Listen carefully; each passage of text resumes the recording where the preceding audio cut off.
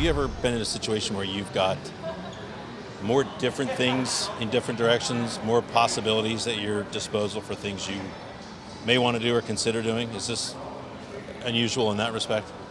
Well, I guess you could say that. I mean, it's good to have a lot of different options. Sometimes they're more difficult than other times, but it's part of the business nowadays, and you just got to face every decision as it comes and move forward. And I've said all along that I really believe in our core group, and that's going to be in place no matter what happens July 1, and we're going to build accordingly around that. I've heard GMs say that they don't recall ever having this much conversation with other GMs leading up to a draft or leading up to this time of year. Has it been that way for you as well? Yeah. I mean, there's a lot of conversation, and we'll see where it goes. But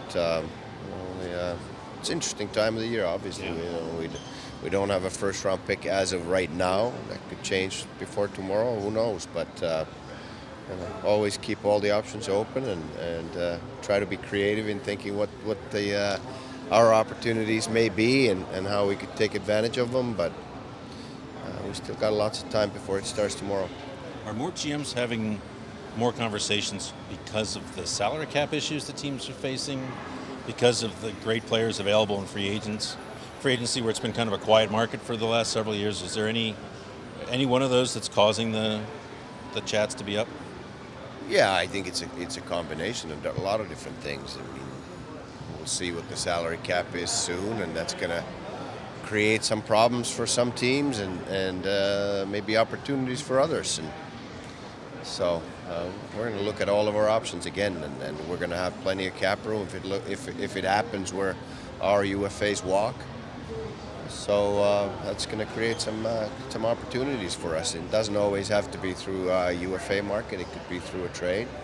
And again, we're well prepared. Our guys are thinking, our staff's thinking all the time of different scenarios, different ideas. I've talked to all those teams that might have a little bit of a cap crunch, and so they're well aware of our situation, that we have plenty of room if the UFAs decide to go somewhere else. So they know who they should call if that happens. Are you one of the GMs, safe to say, that's cheering for the lower salary cap because that changes things dramatically for teams?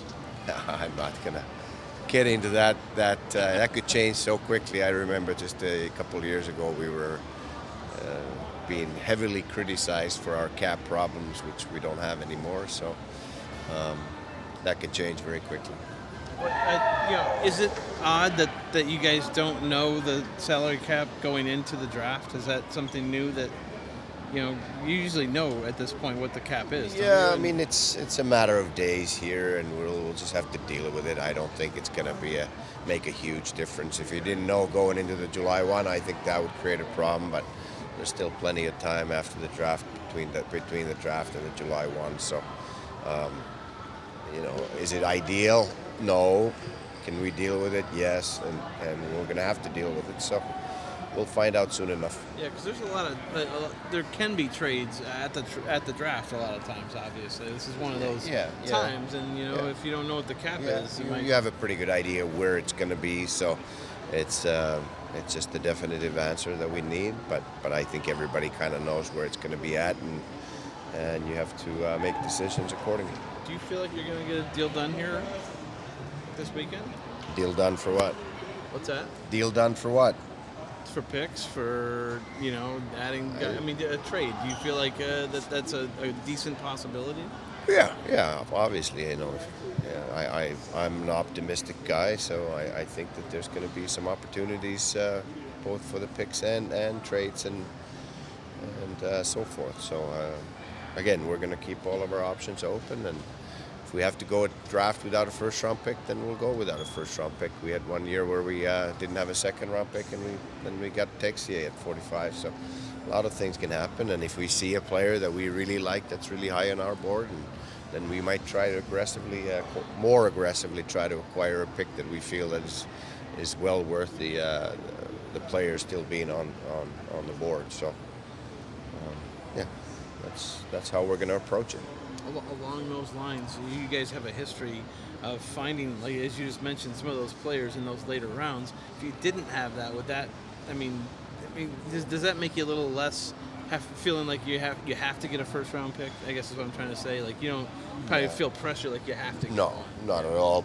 And it's better not to have any feeling of pressure because it's probably,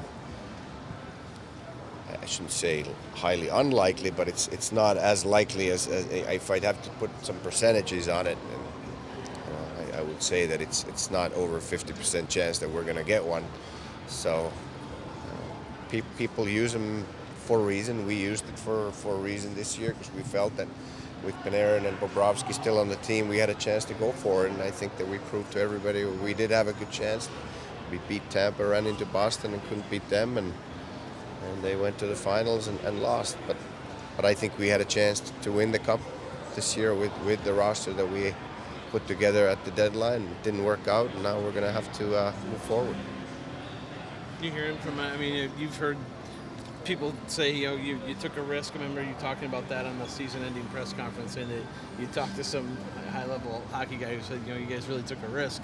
Are you hearing that here too? Like, people talking about the moves that you made or anything like that, or is it everyone's all kind of moved beyond it? No, I mean everybody's just worrying about their own team right now, but basically what I said was that the high-level guys thought that this could happen more in the future and should happen more in our game in the future, and who knows? Every team will be different, and but when you feel that you have that window of opportunity with the group of guys that you might have for the last time, I think that's the time to go for it, and that's really going to be the philosophy moving forward too.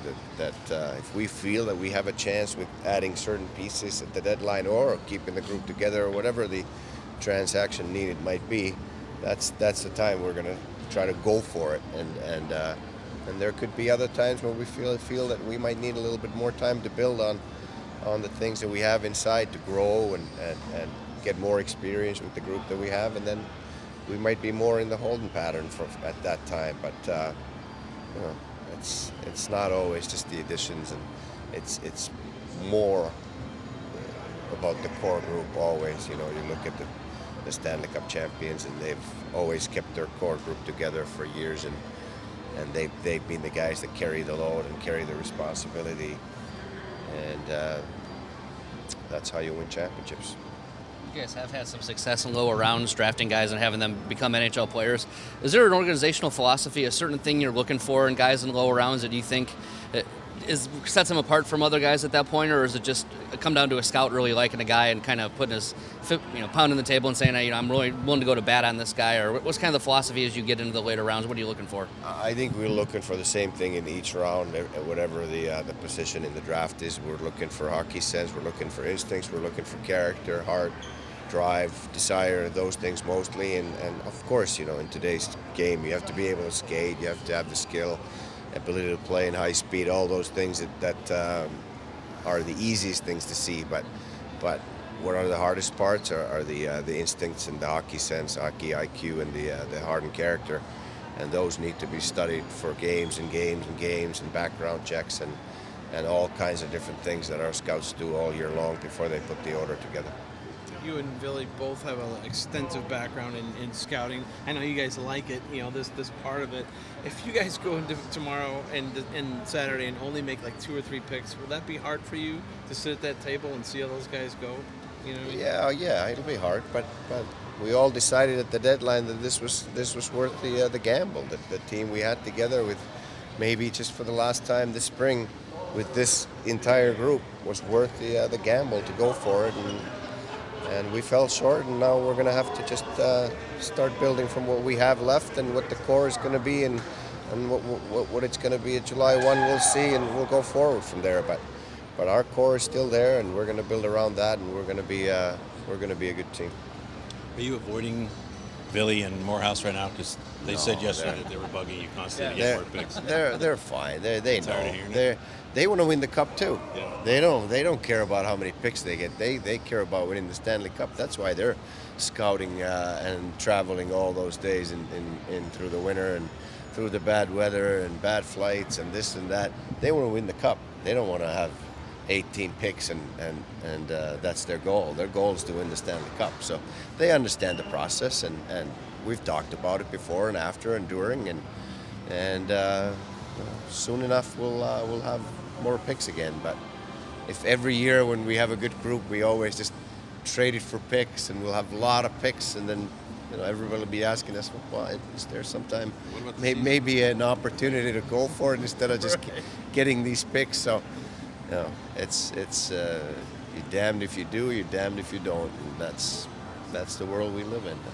But I want to win the Stanley Cup, so I'm going to try to go for it with our group anytime we feel that we should have that confidence in our group that they have a chance to win the Stanley Cup. We're going to go for it, and that's the philosophy of the Columbus Blue Jackets as a general manager, and will be as long as I'm doing this job. I guess one thing I was wondering for you is going back a few months when they're getting Matt Duchene and all these guys, what's going through your head? I mean, I'm sure you're happy for the team, but all those picks are going off the board. That's what it is. I was kind of surprised, but also at the same time, okay, we don't have any picks and you have worked whole year, and but then you think that, okay, if we have a chance to win the cup, then who cares if we don't have any picks? So that's how it is, how it was. Do you have to change your approach at that point at all with No, assessing talent? we have done exactly the same what Yeah. we have done in the past. Okay. So we have prepared, because you never know what's gonna. Right, there could be trades Yeah, or something. yeah, Like what that. might happen. Yeah. Yeah. Would you like to see him get some picks? Certainly, yes. I'm waiting and expecting, us getting more picks, but you never know. We'll see. Jarmo, I'm sure, does whatever he thinks is the best for the club. Yeah, and it's not like those go to waste. I mean, it's good for the organization to know what each of these guys is about at this point, because some of these guys become NHL players or guys you could trade for down the road and stuff. So, it's not like it's all in vain. No. We'll see. Yeah. If you guys do end up just having like 2 picks or 3 picks, I mean, does that put any more pressure on you guys to try and get a guy out of that? No, or it's no? the same. We want if we have 7 picks, we want them all play. But reality is not that most likely that not 7 picks will play. But if it's 2, we aiming that those 2 will play. That's our goal. But time will tell. Where is this draft most strong? What positions do you feel? I don't know. I think it's overall it's a good draft. Yeah, like deep and very good players. Which is good for you guys, because Yeah, with yeah. where you are right now. So. Yeah.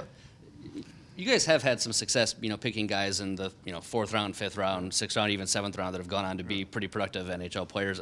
Without maybe giving away the secret sauce, once you get to that point, is there something you're looking for out of guys when you're scouting them that maybe think those are the guys you're looking for at that point in the draft? No, we just if our area guys are passionate about somebody, then maybe we try to put them in the place where we have a chance to get them.